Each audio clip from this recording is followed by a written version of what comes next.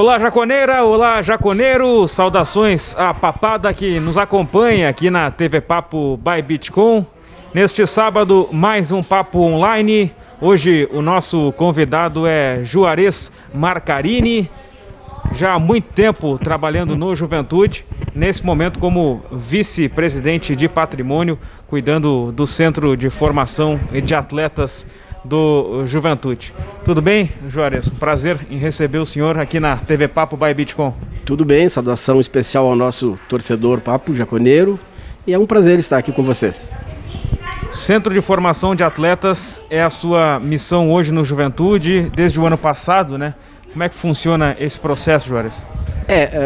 Na realidade nós estamos com o CFAC nosso lá, com muitos projetos para ser realizados. Infelizmente o Covid esse ano deu uma atrasada muito grande no sonho nosso, que era estar com um projeto já bem adiantado, mas infelizmente não tem como a gente ir atrás de colaboradores, as empresas hoje também, com o problema da Covid. Então a gente deu uma retardada no processo, que é o sonho meu e de quase todo juventudista, nós termos um centro lá em cima, com todas as condições dos atletas não se apresentarem mais no estádio, ter lá o nosso próprio departamento médico, refeitório, tudo lá em cima no centro de treinamento. E essa é a vontade do Juventude.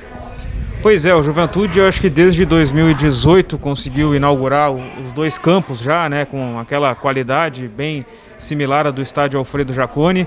O senhor entrou nesse setor ano passado, né? Como é que... Não, na verdade o ano passado eu estava no administrativo junto, assumi mais esse ano lá em cima.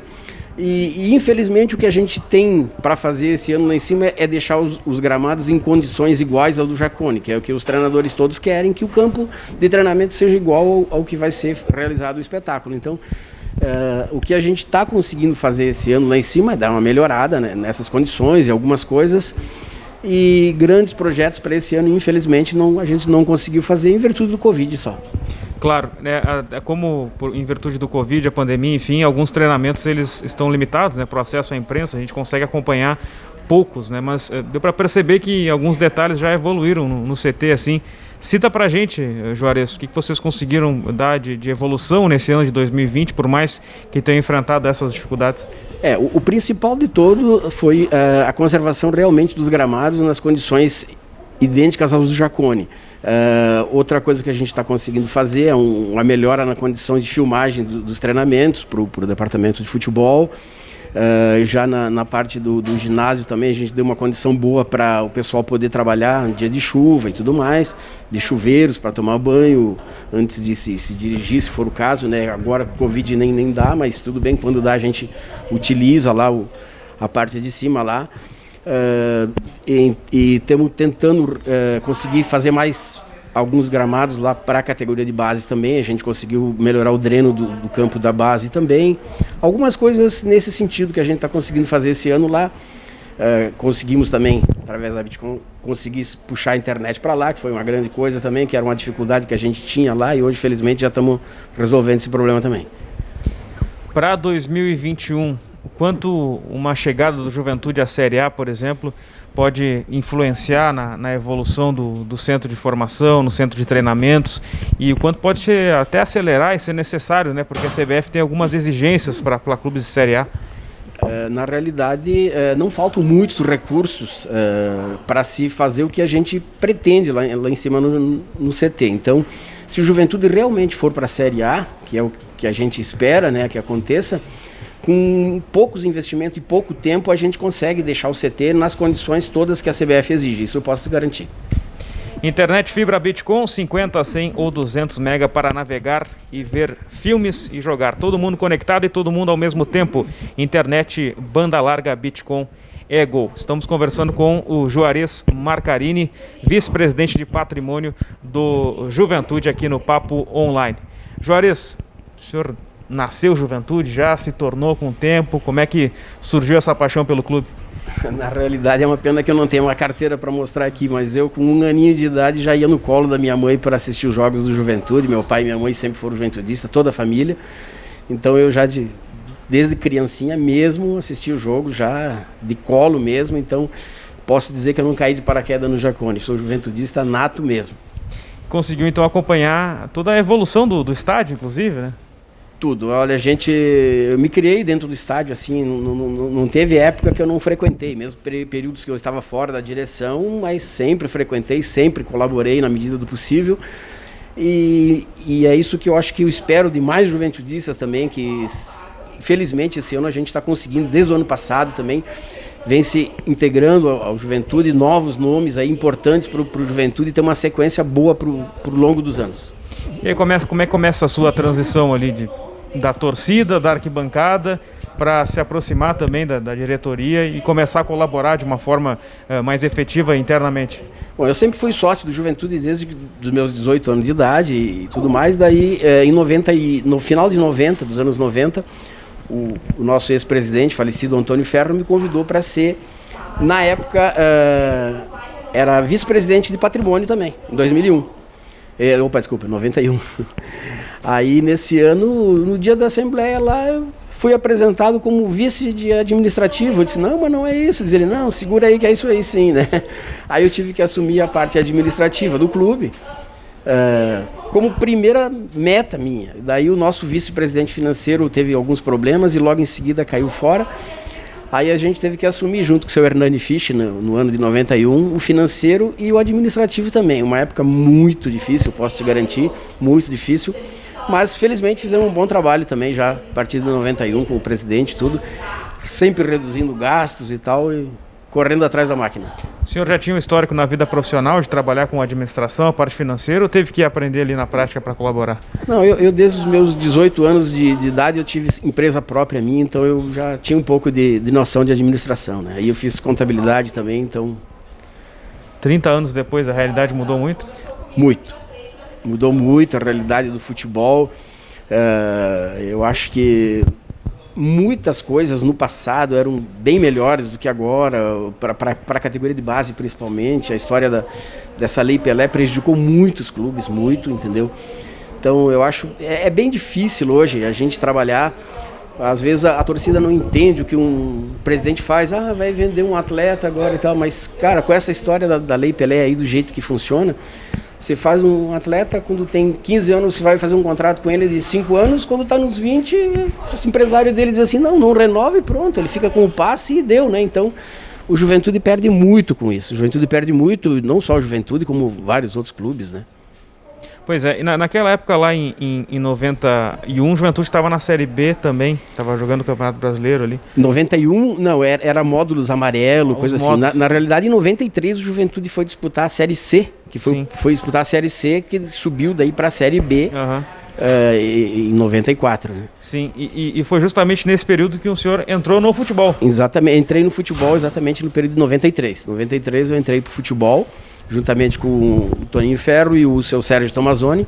Em 93 também tinha o seu Olegário Zago junto com nós. Sim, e aí tá na parte administrativa, financeira, para entrar no futebol, ter essa convivência com o vestiário também, foi uma mudança? É que assim, eu acho que todo torcedor, ele quer dar uma colaboração com o clube, certo? Mas a ambição de todos eles é o futebol. Não adianta, o que corre na veia da gente é o futebol, é o vestiário, né? Então daí a minha ambição também era essa de vestiário, daí felizmente o Toninho assumiu junto com o seu Sérgio Tomazoni, daí me convidaram para ir no futebol e foi uma alegria para mim, né? Então foi ótimo, comecei ali com a experiência desde 93 e daí foi adquirindo a experiência com o longo dos tempos ali. Voltando lá para aquela época que o senhor era pequenininho, ia nos pais com o estádio, qual é a principal lembrança que o senhor tem daquela época? Tem alguma conquista, algum jogo especial assim que não sai da memória? Naquela época, conquistas eram poucas pela Juventude, né? Então, assim, te relembrar de uma da época de infância é difícil. Da minha época de trabalhar dentro do Juventude é bem mais fácil. Claro. Mas tinha algum jogador assim que era uma referência? Sim, vários deles. O Bugre, Negre, esse pessoal todo. E depois a gente acabou conhecendo. Que não sai da... Não. Putinelli, isso aí... se fosse hoje que tivéssemos jogadores jogando com as condições de hoje, naquele tempo, o Juventude teria um time naquele tempo lá imbatível, assim, vamos dizer, né? Era muito bom o time do Juventude. Pois é, o senhor que é do patrimônio sabe bem dessa questão de condições oferecidas, eram bem distintas, né? Nossa senhora, mas isso não precisa ir lá naquele tempo, viu? Já se nós pegar 94, a nossa condição para hoje é incomparável. Hoje nossa, a gente tinha em 95 o Juventude disputando a Série B, a gente tinha um fisioterapeuta e olha lá, um médico que acompanhava o clube e olha lá, nós não tinha campo para treinar, a gente tinha que ficar mendigando nas empresas, algum estádio para treinamento e tudo mais. Era bem difícil, a situação era bem difícil. Nos anos 90 o Juventude começa a ter suas principais conquistas nacionais, né? Ganha a Série B em 94, depois vai ser campeão gaúcho, vai ser campeão de uma Copa do Brasil. É justamente o período que o senhor está participando de toda essa campanha, né? Como é que foi a montagem daquele time de 94, que, como o senhor comentou, vinha de uma Série C também, para obter o êxito de ser campeão da Série B e especialmente, né, chegar à Série A em 95? Em 94 nós tínhamos o auxílio da Parmalat, então era uma situação um pouco diferente, mesmo para trazer os atletas.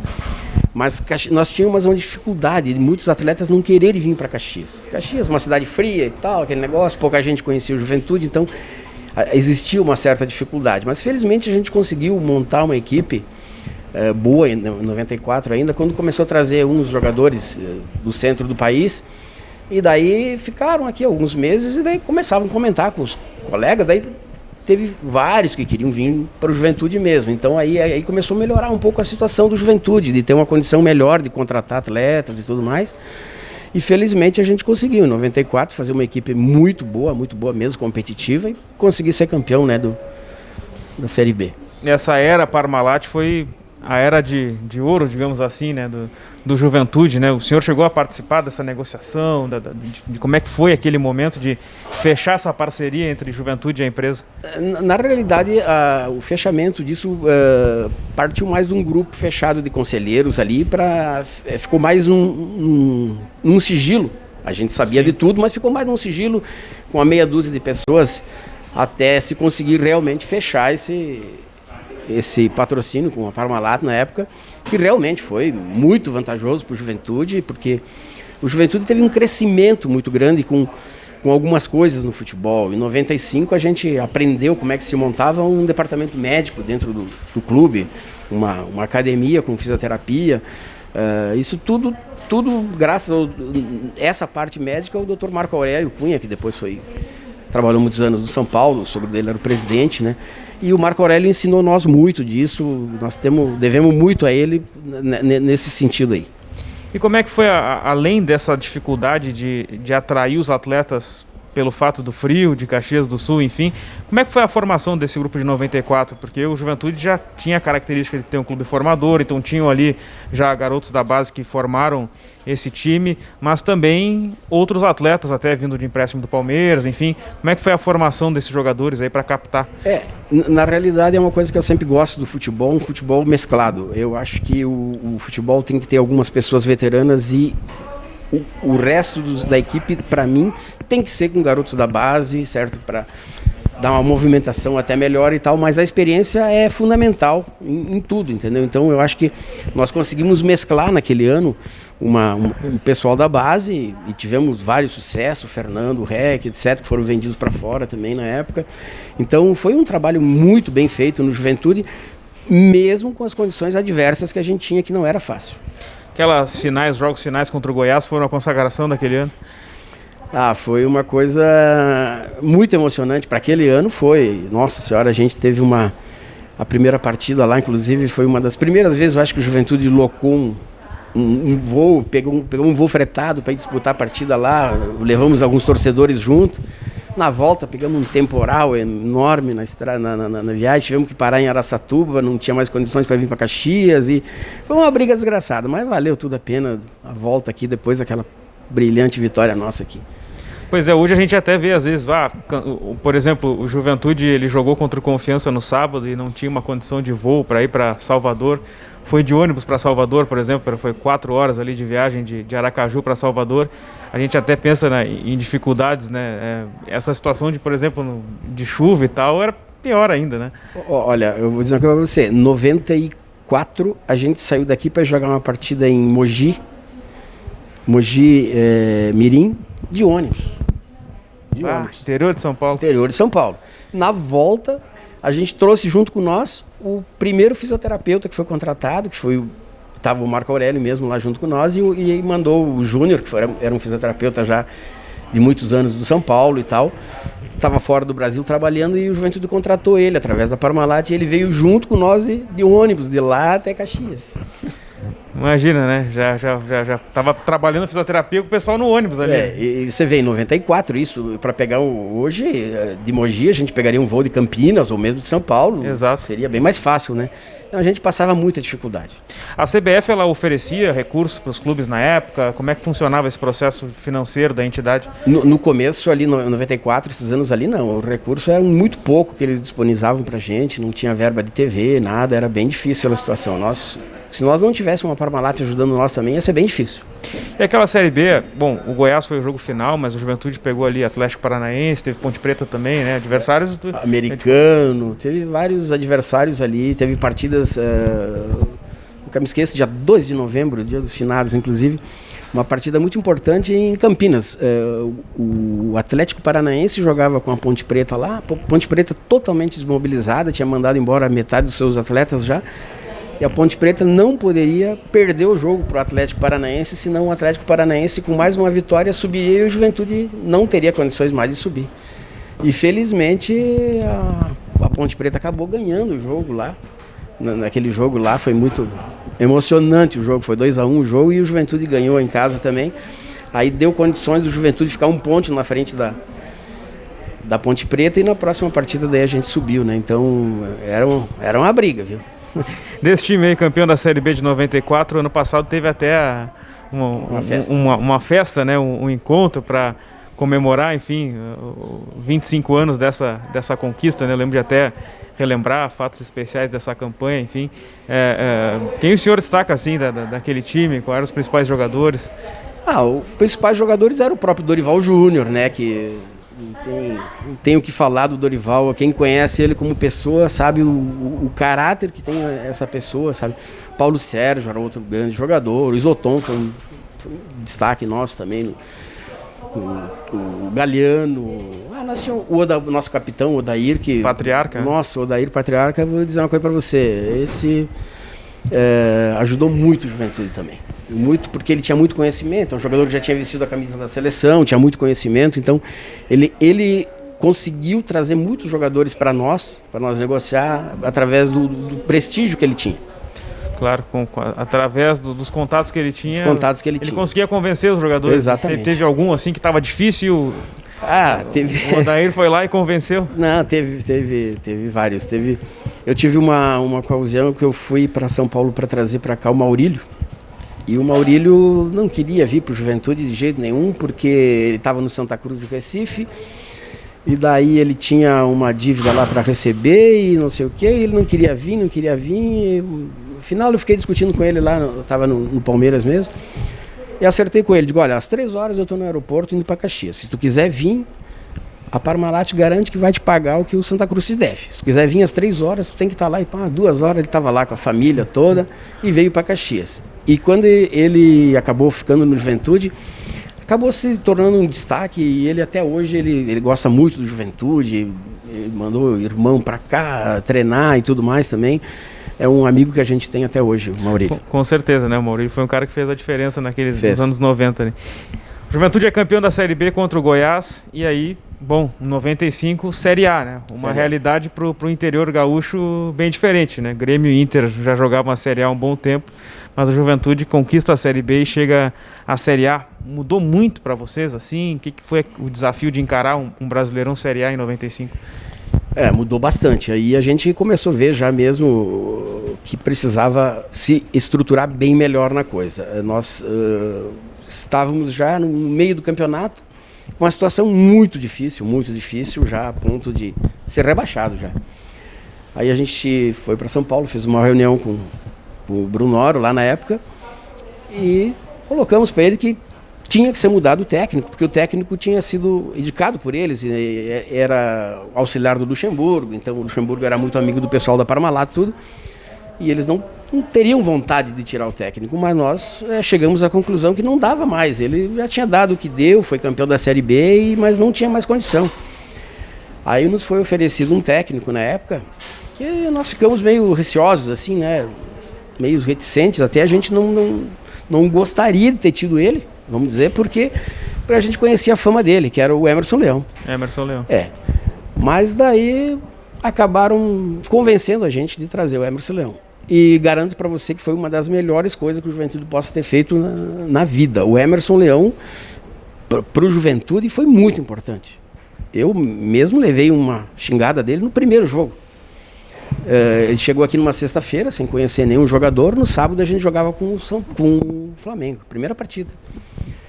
Tudo bem, não conhecia nem o nome dos jogadores, nada. No mesmo dia que ele chegou o Andrei para nós, 8 quilos acima do peso e tal. Ele não exigiu jogador nenhum, ele nem conhecia o Andrei.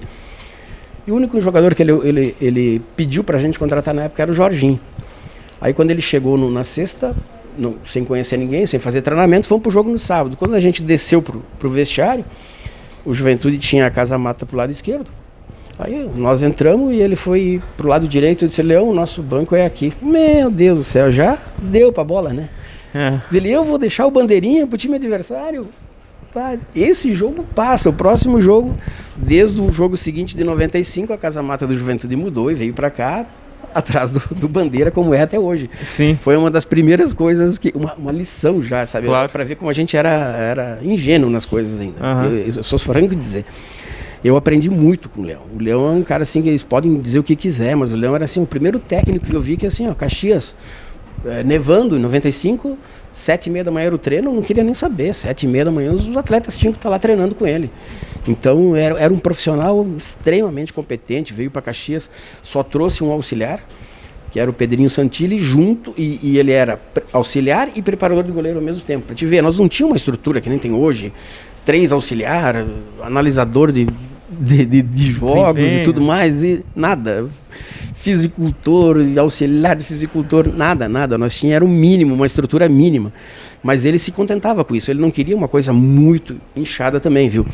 É uma pessoa assim que quem conviveu com ele, te garanto que aprendeu a gostar dele, porque ele era curto e grosso, mas ele era uma pessoa muito correta. O Leão é uma pessoa muito correta.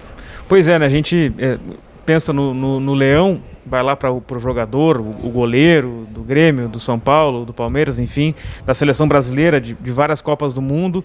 Depois veio ele como treinador também, né? E ele chegou até a seleção brasileira 5 anos depois do Juventude, né? Foi um processo bem rápido, por exemplo. Mas ver aquele cara que sempre brigava, né? Um cara muito talvez com um perfil mais agressivo, assim. Esse era o temor que vocês tinham de não ter uma boa relação, que acabou isso mudando, né? Antes de começar, sim, mas depois a gente, quando aprendeu como é que funcionava o esquema dele, ele tinha uma parceria com o auxiliar dele, que era o Pedro Santilli. Então funcionava assim: o Leão dava o tapa no cara e o Santilli ia lá e passava a mão nele, entendeu? Então como é que funcionava a coisa? Ele dizia assim: imprensa, por exemplo, deixa a imprensa bater em mim, ele dizia para os jogadores. Vocês eu vou blindar, deixa eles bater, entendeu? Então ele pegava as dores, entendeu? Ele tem aquela história de não trabalhar com um time com um jogador que seja estrelista.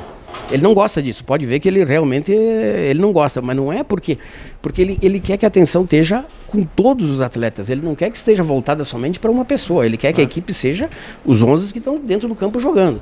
Ele sempre foi assim, então é uma coisa que eu aprendi muito com ele, aprendi a admirar ele por causa dessas coisas aí. Pois é, e aí os anos 90 são todos de manutenção ali do Juventude na Série A, né? Como é que foi desenvolver esse processo? Porque teve o senhor comentou, né, 95 de um risco de rebaixamento, aí vem o Leão, a equipe consegue reagir. Nos outros anos também, como é que foi esse trabalho? Os outros anos, 96, aí assumiu o Carlitos também de presidente, 97 também, mas a maior glória nossa foi em 97. Isso eu posso te garantir para ti que foi em 97 e a gente foi atrapalhado pelo seu Eurico Miranda, senão a gente teria ido melhor ainda, tá? Porque teve uma partida, por exemplo, assim, que foi muito emocionante, que era a última partida da fase de classificação, classificava 8 clubes, em 97. Para mata-mata, né? Mata-mata. Não era mata-mata, era um octogonal. Octogonal. Então o Juventude jogava na Bahia, na Fonte Nova, contra o Bahia. O Bahia se empatasse ou perdesse para o Juventude e caía para a Série B. E o Vitória jogava com o Atlético Mineiro, que não ambicionava mais nada. E o Vitória, se ganhasse do Atlético Mineiro, ficava em 8º lugar e nós em 9º. Aí aquela horário no mesmo jogo e tudo mais, o Leão, técnico do Atlético, aí a gente ligou para ele: Leão, pelo amor de Deus, precisamos que tu ganhe. Dizer, faz a parte de vocês que eu me viro aqui. Aí foi um jogo muito emocionante. Nós na Fonte Nova, o Márcio Angonese ligou, fez milagre. Ele falava Márcio Angonese, e terminou o jogo 0-0 e o Atlético Mineiro ganhou do Vitória e nós classificamos entre os 8. Então você imagina a festa que foi para nós. Então nós já estava entre os 8 melhores do Brasil, em 97. Então foi uma coisa assim sensacional para nós. Daí veio a surpresa que a CBF tirou nossos jogos do Jacone, né? Nós tivemos que jogar todos os jogos em Porto Alegre e aí foi uma decepção, em parte, para a nossa torcida, apesar que a primeira partida... Foi a questão do estádio pequeno?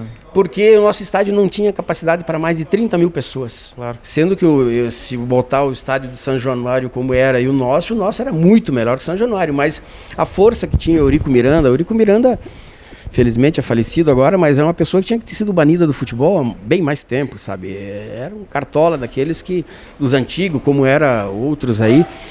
Então ele conseguiu, junto à CBF, tirar os nossos jogos do Jacone, mas mesmo assim o Juventude conseguiu terminar em 5º lugar no Campeonato Brasileiro. Então você imagina bem, terminar o Campeonato Brasileiro em 5º lugar, uma equipe que tinha subido, ninguém conhecia o Juventude até então, né? Pouca gente conhecia. E assim, a gente até hoje trabalha com uma dificuldade muito grande com a imprensa aqui em Caxias, certo? Porque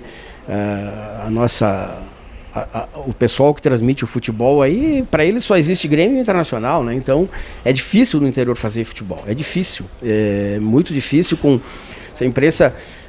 Hoje o Juventude vai pegar o horário nobre do esporte e vai falar que o Grêmio vai jogar amanhã e o Inter não vai dar uma palavra do Juventude que está na condição de poder subir para a Série A, sabe? Então parece que eles nem querem que a gente suba, sabe? Então parece que é uma coisa muito marcante para a gente. Nós teve anos que a gente conseguiu fazer o seguinte: blindar a imprensa da capital, principalmente, em véspera de jogos muito importantes, porque até então funcionava assim, ó. Eles vinham só na hora do jogo importante. O Juventude vai jogar um jogo decisivo, daí eles vinham e daí faziam um away em cima do jogador, o jogador chegava na partida e não jogava mais nada. Então, isso a gente ia perder com o Leão. Não tem. Hoje é fechado para a imprensa. Vamos fechar e pronto.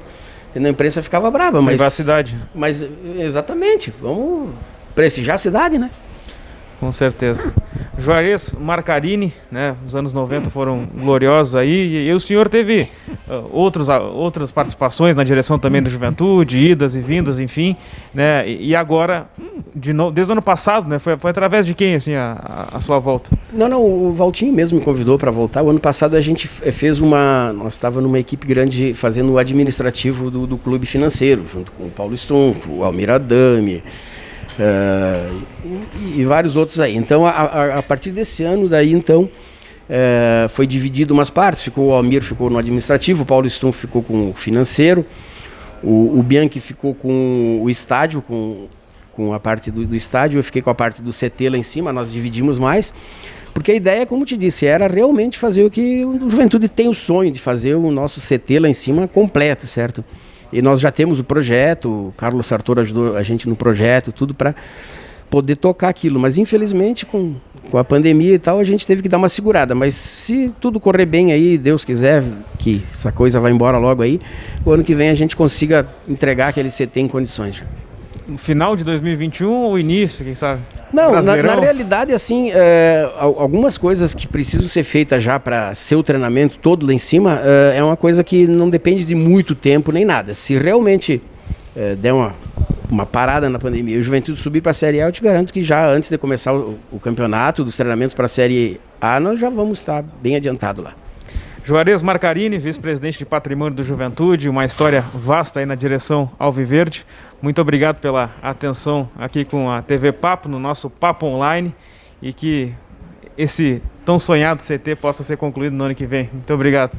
Eu que agradeço a oportunidade e já vou mandar uma mensagem para todos os juventudistas aí, que colaborem com a equipe, com o clube todo, não deixe de pagar suas mensalidades, porque o trabalho está sendo desenvolvido lá de uma forma muito boa. Tem jovens vindo lá, como o Fábio Pisamilho, que está fazendo um trabalho excelente no Juventude, tem várias pessoas lá que são candidatos a futuro presidente, o Paulo... vai ficar bravo comigo, mas o próprio Almir, tem várias pessoas lá. Então o Juventude está num bom caminho, com muitas pessoas ajudando e seria bom que agregasse mais gente para poder ajudar o Juventude e colaborando com as suas mensalidades aí, sendo conselheiro também, para fazer um Juventude grande para realmente poder subir para a Série A e permanecer nela por um bom tempo. Esse foi o Papo Online, edição 34. No próximo sábado estamos de volta nas redes sociais do Esporte Clube Juventude. Tchau, tchau.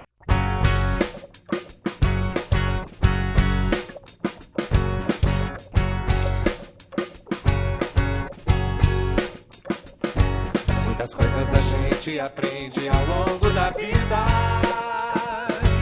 Outras delas a gente esquece e não lembra jamais. Que levo gravado no peito